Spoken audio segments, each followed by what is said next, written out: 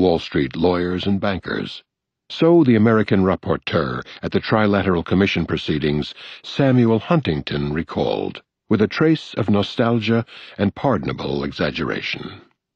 Among the immediate reactions to the crisis were a dramatic increase in corporate lobbying and the proliferation of right-wing think tanks to ensure control of legislative programs and doctrinal institutions, along with other devices to restore order and discipline.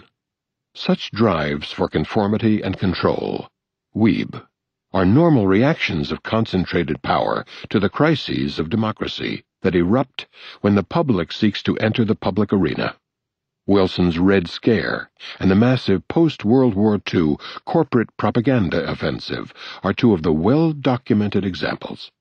Both achieved at least short-term discipline, but the popular forces unleashed in the 1960s have been far harder to tame, and in fact have continued to develop, sometimes in unprecedented ways.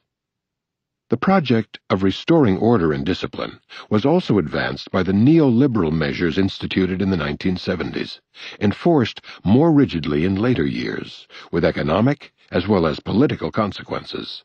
The former, which would hardly surprise economic historians, are summarized by José Antonio Ocampo, the Executive Secretary of the Economic Commission for Latin America and the Caribbean.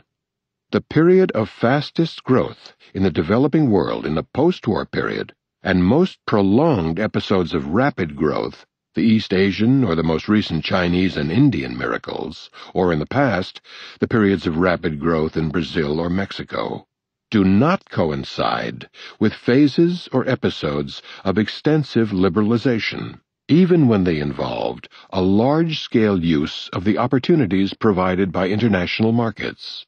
The same, we may add, applies to the industrial powers. Reviewing the neoliberal experience of a quarter century, a study of the Center for Economic and Policy Research shows that it has been accompanied by much slower rates of growth and reduced progress on social indicators for countries in every quintile, rich to poor. There are exceptions to the general tendency. High growth rates were recorded among those who ignored the rules, and with tremendous inequality and other severe side effects in China and India. The overall growth pattern is unambiguous, economist Robert Pollin found in a detailed analysis.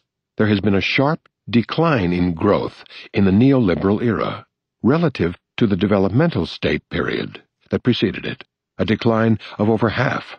A trend that is even more dramatic when measured per capita, with increase in inequality and little or no reduction of poverty when China is excluded, and devastating side effects among the most vulnerable.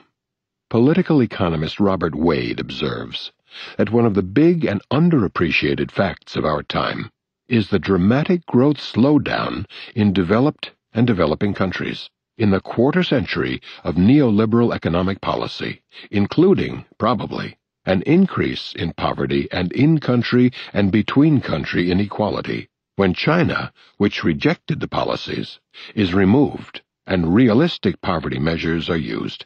The facts are sometimes obscured by the observation that conditions have generally improved under the neoliberal regime, as they almost invariably do over time under any economic regime, or by resort to a concept of globalization that muddles export orientation with neoliberalism, so that if 1 billion Chinese experience high growth under export-oriented policies that radically violate neoliberal principles, the increase in average global growth rates can be hailed as a triumph of the principles that are violated.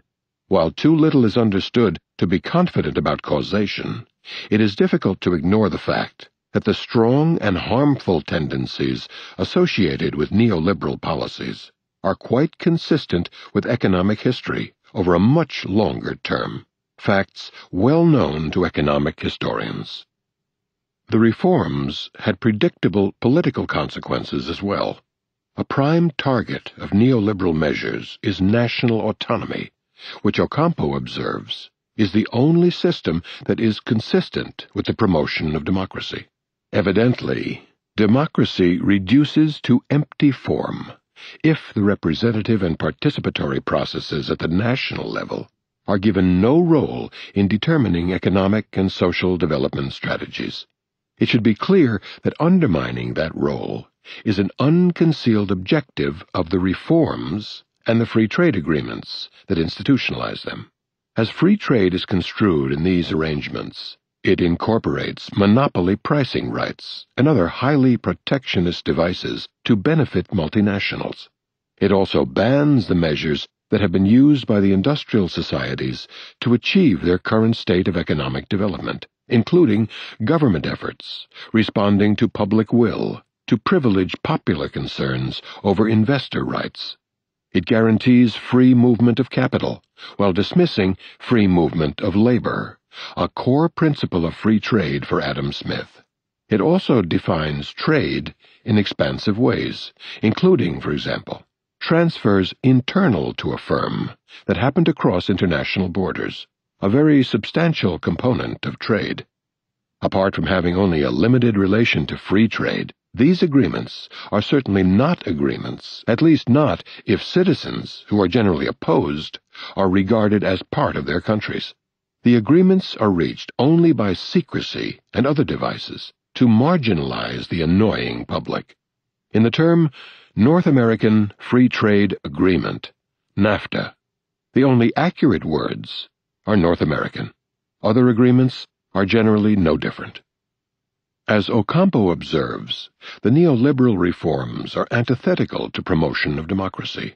They are not designed to shrink the state, as often asserted, but to strengthen state institutions to serve even more than before the needs of the substantial people. A dominant theme is to restrict the public arena and transfer decisions to the hands of unaccountable private tyrannies. One method is privatization, which removes the public from potential influence on policy. An extreme form is privatization of services, a category that encompasses just about anything of public concern: health, education, water, and other resources, and so on. Once these are removed from the public arena by trade in services, formal democratic practices are largely reduced to a device for periodic mobilization of the public in the service of elite interests, and the crisis of democracy is substantially overcome. Much the same is true of the financial liberalization instituted from the early 1970s on. As well understood by international economists, these measures create a virtual Senate of investors and lenders who can exercise veto power over government decisions by threat of capital flight, attacks on currency, and other means. Such measures for undermining democracy were restricted under the Bretton Woods system established after World War II by the United States and Britain, Harry Dexter White and John Maynard Keynes, responding to powerful public pressures. Keynes considered the most important achievement of Bretton Woods to be establishment of the right of governments to restrict capital movement. In sharp contrast, the U.S. Treasury now regards free capital mobility as a fundamental right, unlike such alleged rights as decent employment. The Bretton Woods rules also restricted financial speculation and attacks on currencies. The effect was to allow a form of embedded liberalism, as it is sometimes called, in which social democratic policies could be pursued. The outcome is often termed the golden age of capitalism, more accurately, state capitalism, with unprecedented economic growth that was also egalitarian, an enactment of significant welfare state measures to benefit the general population. All of this has been reversed in the neoliberal period. In earlier years, the public had not been much of a problem. In his History of the International Monetary System, Barry Eichengreen explains that before government policy became politicized by universal male suffrage and the rise of trade unionism and parliamentary labor parties, the severe costs of financial rectitude imposed by the virtual Senate could be transferred to the underlying population. But with the radicalization of the general public during the Great Depression and the anti-fascist war, That luxury was no longer available